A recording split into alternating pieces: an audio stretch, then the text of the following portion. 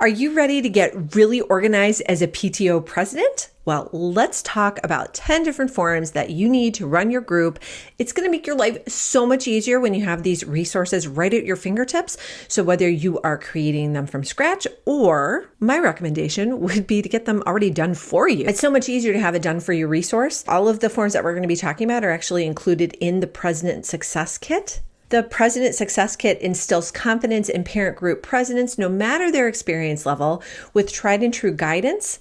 The systems that are baked in facilitate a healthy, organized parent group, primed for positive engagement in your entire school community. So definitely go check it out. It is a ton of different systems and procedures and forms and guidance all baked into one fabulous resource. Definitely a resource to check out if you have not gotten it already. Okay, let's dive into the forms that you need. So the forms that we're going to be talking about kind of cover 5 different kind of overarching categories. So we are talking big picture organization. You know I love to talk all about organization, planning, meetings, finance management, and of course, events, because that pretty much covers the entire PTO and what it does. And so the forms can be so helpful. First, let's talk about the forms that are going to help with like your daily, weekly, monthly planning. The very first form that you should have in your arsenal of tools is a weekly to-do list. Having a weekly to-do list of all the things that you need to be doing, capture those ideas and make sure that you're making progress towards your goals personally or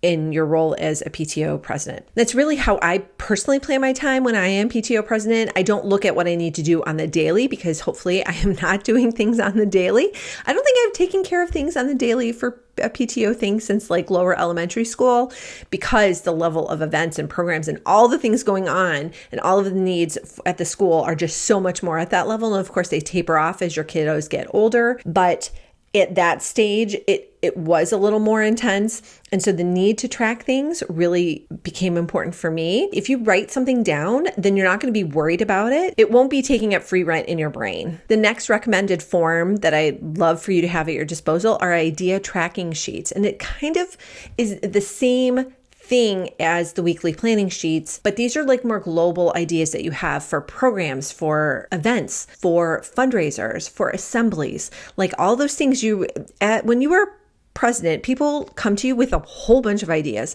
Sometimes you're able to make those ideas happen right away. Sometimes they need to be planned out because it's not seasonally the right time, or maybe you don't have money for it. So you need to like put into plans to raise money, hit that fundraising goal so that you have the cash to fund whatever the idea is. But I always like to get them, again, out of my head so that I don't forget about them. And so if you have them on these tracking sheets, then you have a go-to place to put them. And also when you're thinking about planning for the next year, you have like an idea bank that you can go to. The next form that every PTO president should have is a meeting notes page, like a dedicated page so you can write down all of your notes and be organized, and so that your notes aren't sprawled in the back half of a random notebook that you picked up. And so you have everything just in one place. It makes it so much easier to go back and reference what action items you need to take care of, which people you need to put in contact with each other. There's just a whole bunch of things that come up at meetings that usually turn into action items for presidents. And so having them written in one form is super lovely. The next form that I think you should have right at your disposal is a volunteer sign-up form. So many times, like when I have been like at meetings and a sign-up sheet has gone around, it is literally somebody's like scrap piece of paper that they pulled out, and it just says, staff appreciation sign up, or staff appreciation luncheon sign up. But it doesn't have when the event is happening, what time it's happening, what exactly I need to be doing, if I can bring kids, or if I need to arrange for childcare. It doesn't have those details. And that is going to make it really hard for people to sign up if they don't know what they're signing up for. It's one thing if they know that they're just going to be giving money or providing snacks. That's a different level than if you need volunteers for carnival or need volunteers for the family movie night or something like that. You have to provide those details. And so having a done for you form that you just have to print off in advance of meetings is such a time saver. And it has everything right there. So you just fill in the event specifics. There are prompts already there for you, all ready to go. The next major category of forms that you really need to have at your at your disposal as PTO president are financial management forms, because you, in addition to the treasurer, as well as hopefully a couple other volunteers, are kind of the financial stewards of the group. You are in charge of safeguarding the group's money and making sure that everything is appropriately tracked. The one form that you absolutely should be using is the financial account information tracker. So you need to know like where your banks are at, because like as president, I usually don't go to the bank. Well, I can't tell you I've ever gone to the bank other than to get onto the account. The treasurer handles everything. But what if something happens with the treasurer and you need to step in for them? Like you need to know where you're going. You need to know the account numbers. You need to have all of the account information so that you can access the account should something come up. One year I had to do this when I was PTA council president, because a president at one of the elementary schools kind of stole the Scholastic Book Fair money. And so I had to go to the bank, and I didn't have any of this information. And it would have been really helpful if I had. It just kind of instilled the importance of having this information unit level. Along those same lines, I really recommend that you have a password tracker that you put any and all PTO affiliated accounts. So if you have an Evite account or a Punch Bowl, any account you have, like write down the username and password information for it if it is PTO specific. If it's your personal information, of course, don't write that down. Past president of the current PTO where I am president, she used Punch Bowl. Well, I know the login username, but I don't know the password. I keep getting the emails from Punch Bowl every so often, but I can't log into the account. But if all the information had been noted in the account on the password tracker, then I would have had it all. The other reason that you want to do this is it just centralizes a place to note all of the different services that your group is using so that you don't have to remember the different things. Like it's all just in one place. You'd be surprised how much information gets lost in translation. Like one year, I think we were using CheddarUp or wanted to use CheddarUp. And so the treasurer went and signed up for CheddarUp. Well, we'd already signed up for CheddarUp. Like the previous treasurer, like 2 treasurers ago, had already signed up for CheddarUp. So then we had 2 accounts, and things were getting really confusing, and it was kind of a pain in the butt. And so again, another reason, if it had already been noted down, the incoming treasurer would have been like, oh, we already have a CheddarUp account. We don't need to start a new one. Let's move on to events, because this is a major thing that PTO presidents are like kind of have their fingers in and making sure that everything is staying on track. I have professed my love of a good checklist before. So again, I'm back again with another recommendation about an event toolkit checklist. Like instead of having to rewrite out what you need each time for events, get yourself printable event checklist where it has all the suggestions. Like I found that I was wasting a lot of time in advance of different programs and events, like thinking what I would need, like scissors, name tags, Sharpies, painter's tape, all those kind of certain things, like a counterfeit pen detector if we were accepting money. That can be a lot to track. And so having it all on a checklist so that you can go through and make sure that you have everything that you need. And so you're not showing up to an event without what you need and having to scramble to find it at the last minute can be such a lovely thing. Along the same lines, having an event budget planner can help you make sure that you're not going to lose money, that you will either make money if it is a fundraiser or for an event.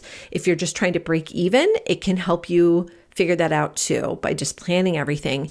And then of course, those forms can be used going in the future if you're going to plan a similar event. Similarly, event planning and summary forms are super helpful for you to document the process of planning the senior send-off or planning after prom. Like anytime there's a big event, there are going to be pieces of it that worked as well as some things that didn't work. And so you're going to want to note both of those things. You're going to want to note like the exact process you use and then recommendations for the future on what you would do to change it, because you might find that you are doing the same event in a couple of years. For example, I did the high school's after prom, like I helped to organize and coordinate the after prom last year for my oldest son. And in 2 years, I'll be doing it for my youngest son. So you bet I'm going to go back to my notes and look to see what worked, what didn't work, what I need to do. Luckily for me, all of the vendors were fantastic. So I will have their contact information right there and I won't have to go searching for them and remembering, was it Cleveland Bouncers or Cleveland Bargain Bouncers or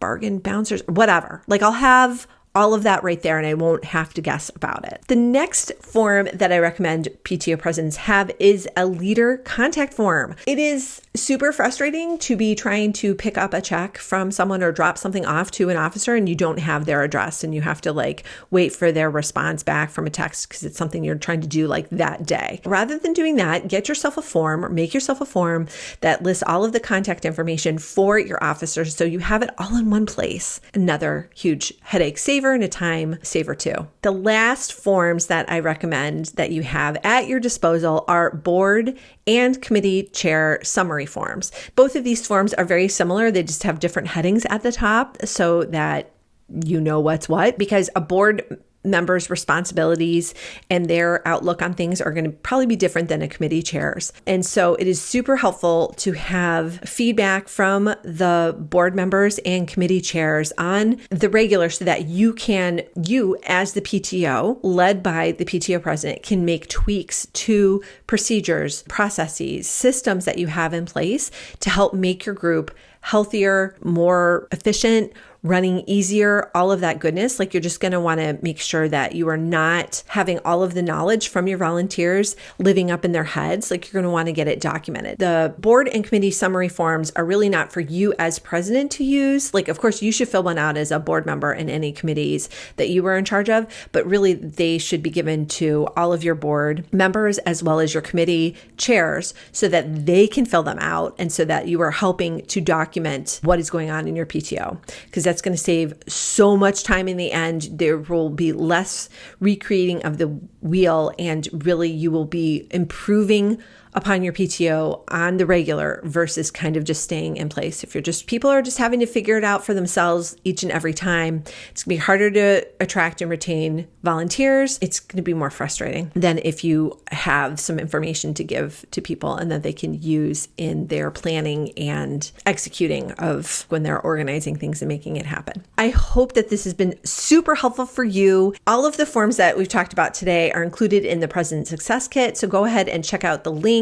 I have dropped it in the description below. Check out that resource. It's really going to make such a difference for you in your term as president. You're going to be happier and it's going to be just easier to get things done. And people are going to think that you are magical. Yes, magical in all that you can do. And all you have to do is just follow along with the kit. So it is really fabulous. So I hope you have enjoyed this video and that you will join me for the next one. Want even more guidance on how to be a stronger leader so you can run a better PTO or PTA?